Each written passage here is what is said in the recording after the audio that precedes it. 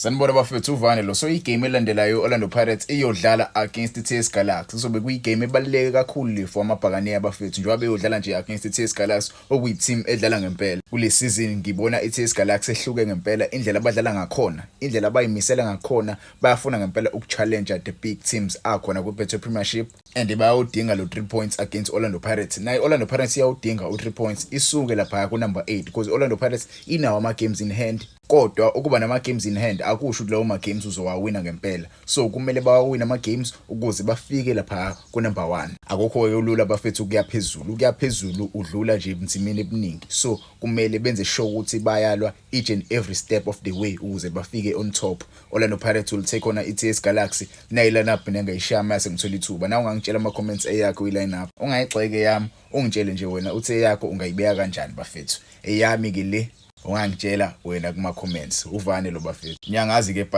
epalini angifuni ukushona lena le. Yabo angifuni ukushona lena le. Last game I don't think uSipho walimala ngempela last game. Yabo I don't think umjita wathinteka ngempela because if you saw umjita vele i-team yayisilida.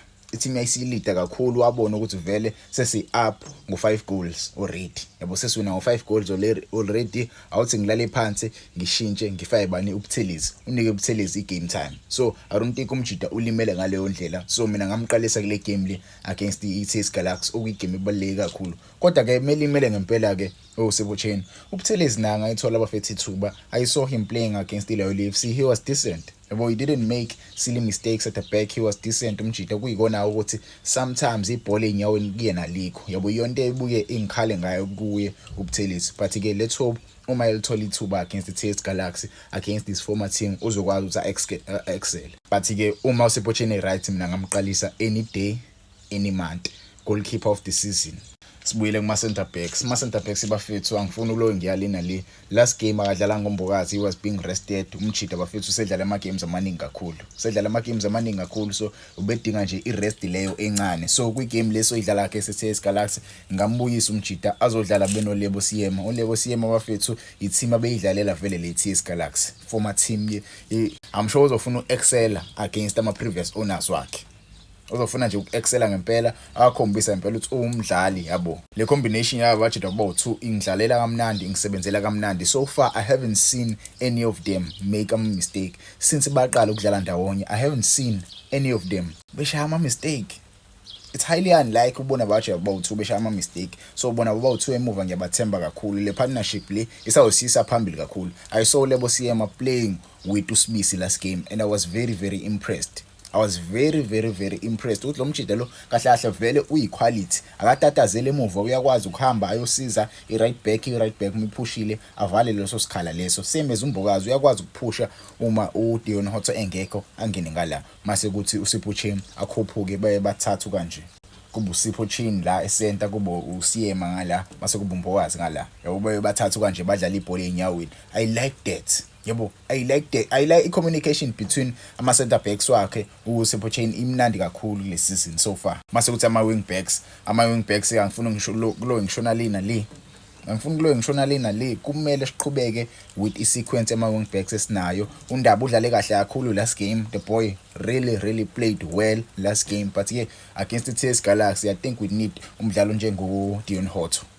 I think we need umdlalo njengoDion Hotto. Mhlambe abanye sebengafika ema comments basho ukuthi Vane hayi cha but sidinga iconsistency bafethu kwi league. We need ama players adlala kahle kwi league. I'm not saying uDion Hotto yabo currently phela yabo usanalo bobrafnyana uDion Hotto, but he will come through umjida. I know Dion Hotto, he's that player you can count on. After Orlando Pirates, he's been with the Orlando Pirates for the longest time, so I trust him to deliver against iTS Galaxy. Ayeke ke nalento le ungafuna ukross amabhola because sidinga amabhola eboxini. Itrackers zethu kumele ikore lapha phambili. So lento angafuna ukcrossa kakhulu mela iyeke umjida ashaye nje amabhola phansi square pass kushawe inqaku mfethu kudlula.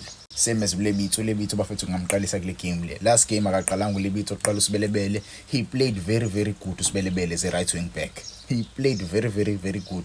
I always tell people ukuthi vele uSibelebele he's a right wing back, but people tend to say uSibelebele bafethu right may winger. Yes, umnandi nakhona may winger, but yena umsebenzi wakhe right wing back. But kule game I think sidinga more manpower kuleli side la right, sidinga more attacking based players kuleli side la ka right, because nawo le bithi uyakwazi uyaphambili at ama cross phambili. You saw a cross ayishayile assistela uMbuthuma, yabo iyonto esiyidingayo ke leyo. Ngifuna uLebutho nje umbone ephusha at ama bhola lapha eboxini leTS Galaxy. So iyona ke le back four yamba fethu, consistency ye back four kumele siyikhiphe, kumele siqhubeke nayo iloke isebenza kanje.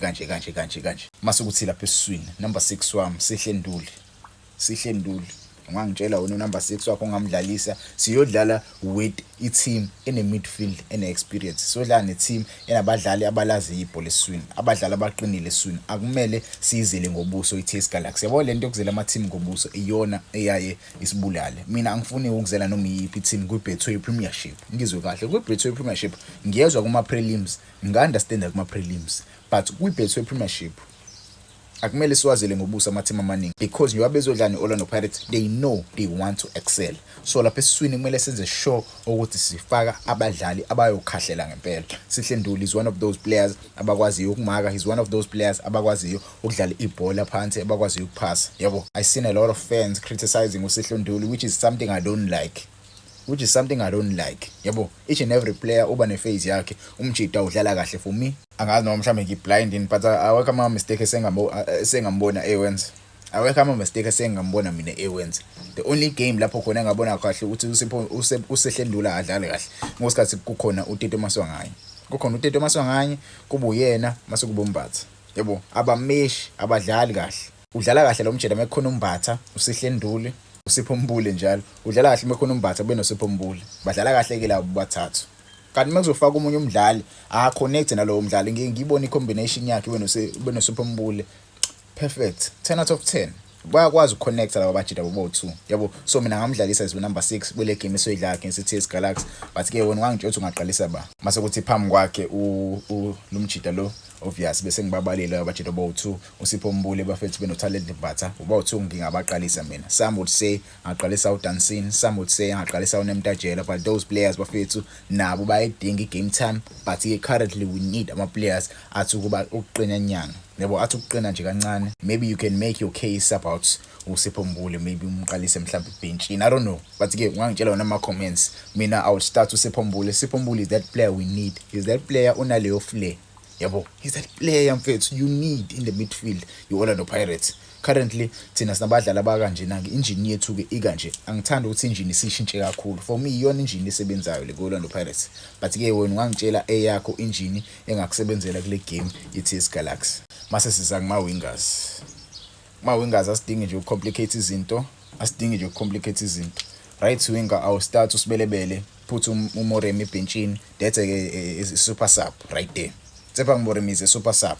I'll start uSibelebele, his former club iTS Galaxy, uyayazi iTS Galaxy, uyawazi ama-defender iTS Galaxy adlala kanjani, so I'll start him. He knows what to do lapha phambili, yabo. Akumele nje sikhuluma noSibelebele kakhulu. Last game uSibelebele udlale kahle kakhulu, so kule game le kumele aqhubeke nale performance ayilethile last game.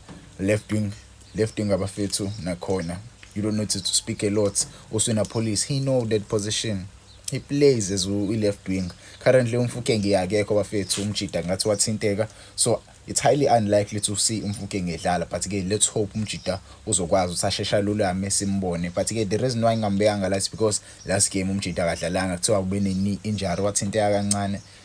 Asazi mfethu, yabo, we don't really know ukuthi izolasta kangakanani, but ke bakhona abadlali engakhathazeki kakhulu, bakhona abadlali. Oswina Police will play that position very well. Ukhona futhi noMoremi usebhenchini, yabo. So sicovered nje, singatatazeli kakhulu. Bakhona abadlali bazocover i-space sikaMfukeng njobe engekho, yabo. Badlala kahle kakhulu. You saw last game we won 4-0 engekho uMfukeng, so sesiyakwazi vele ukudlala engekho uMfukeng.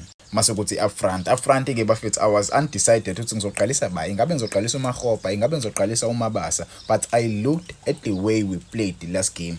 with uMakgopa starting. Makgopa wasn't that player oletha i-threat kakhulu kwi-defense yeLoyal UFC, yabo. Ubengayilethi kakhulu i-threat kwi-defense yeLoyal UFC. He wasn't lacking around the boxing. Ubengawenzi i-strikers, not i-striker per se, but ama-defenders yeLoyal UFC abe novalo.